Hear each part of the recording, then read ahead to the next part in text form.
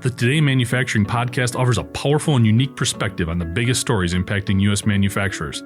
Anna Wells, David Manti, and Jeff Ranke apply their experience as editors of industry-leading brands Manufacturing.net and Industrial Equipment News in providing in-depth analysis of the latest headlines. Their insight, along with a mix of humor and human interest, makes Today in Manufacturing a go-to source. Keep pace with supply chain challenges, electric vehicle developments, labor struggles, robotics, and more by listening, downloading, and subscribing to the Today in Manufacturing podcast.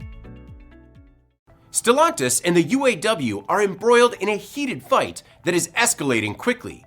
The two sides have been sparring for months after Stellantis announced plans to delay the reopening of the Belvidere assembly plant in Illinois over, quote, market conditions.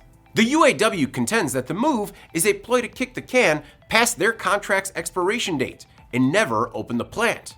Stellantis insists that this is a delay, not a cancellation.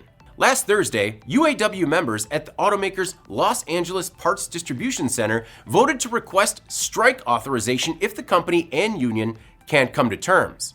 While several UAW locals have filed grievances against the company since August, LA is the first to take it to the next level.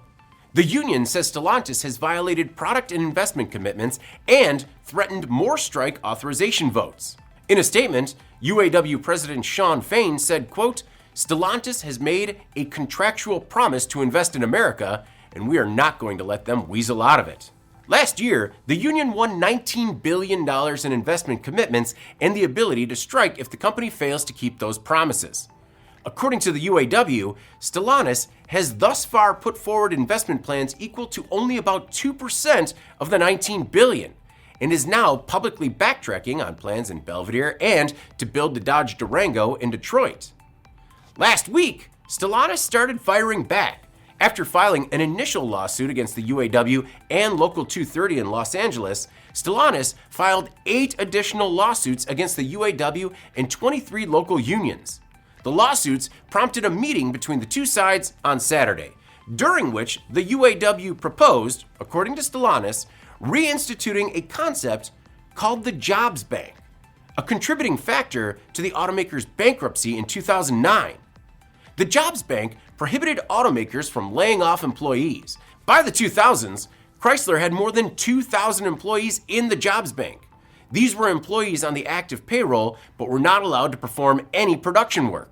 Stellantis says the UAW is proposing a reinstatement of the Jobs Bank, not only for the employees in Belvidere, but for some 900 employees who transferred from Belvidere to other locations. Stellantis rejected the UAW's latest proposal because it would revert to pre-bankruptcy terms and conditions that would jeopardize the company's future.